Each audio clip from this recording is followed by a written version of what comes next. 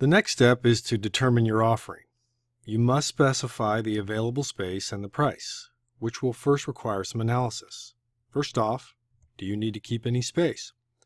Your company may still need an office for people in that general area. Perhaps you're already planning to move to a new office, but if not, and you still need space, then maybe shrinking within your existing office is a good solution. If so, then you'll need to engage in some space programming. For those who might not be familiar, space programming has nothing to do with the Apollo mission, Sputnik, or the Hubble telescope. It's actually the much more difficult task of figuring out how to plan your office space. For example, determining the number of private offices you need, or conference rooms, breakout rooms, the size of the cubicles, or the size of the kitchen. All these issues are vital to a well-functioning office space. Next comes the planning phase, in which you create the configuration showing where everything should be located. You'll need to consider things like spatial needs and proximity relations when you create this design. Finally, you'll need to look at what a logical solution is, given that this is not a blank slate. You're shrinking within an existing space, which means there are a lot of things that would be difficult to move or even impossible, like bathrooms, elevators, stairways, and exits. Moreover, even things that can be moved, like conference rooms and private offices, are expensive to move. So your goal is to find a solution that creates a functional work environment while minimizing any major changes. Let's leave this slide for a minute so I can show you an example. Here's an example of a space plan showing a typical layout for an office space. And here's one way you might demise the space so that you can sublease a portion and remain in a portion.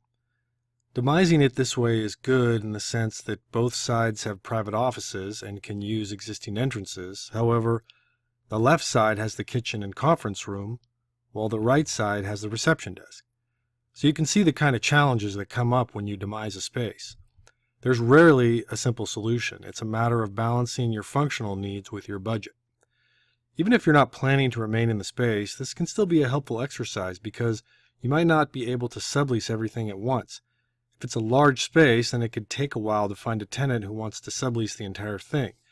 As a result, many companies will sublease portions of their space in order to mitigate their losses.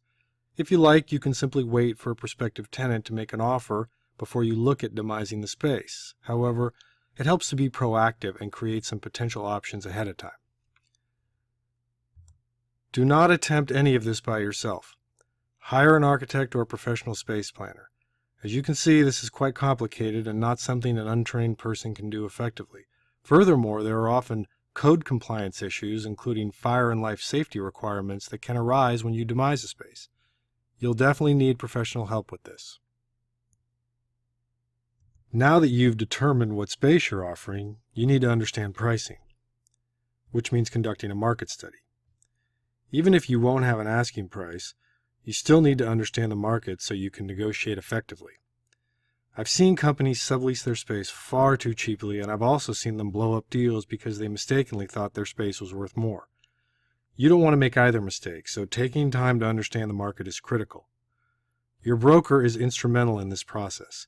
He or she will probably do the entire study for you, which involves gathering information on sublease comps and other available spaces. Your broker can also explain the current state of the market and any trends that might impact your offering. At that point, you'll be ready to choose an offering price, which has two components. The first is the sublease rate. This is the per square foot cost you're asking a subtenant to pay.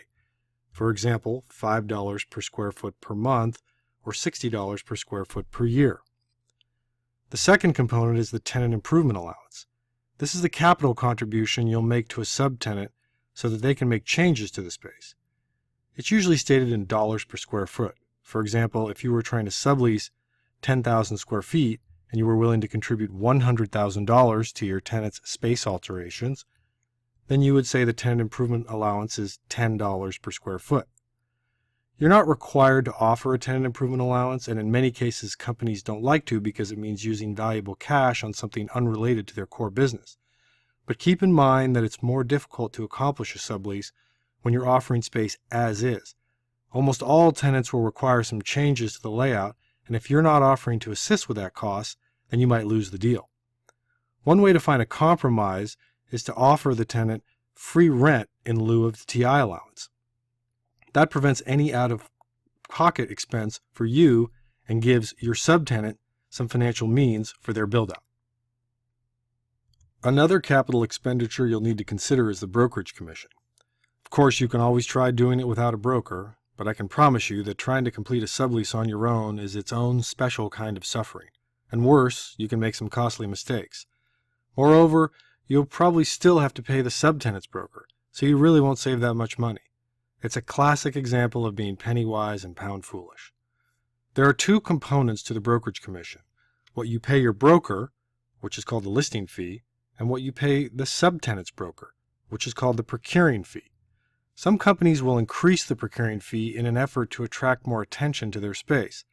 The thought process is that if brokers are offered a bigger fee, they will put more effort into steering their subtenant to your space.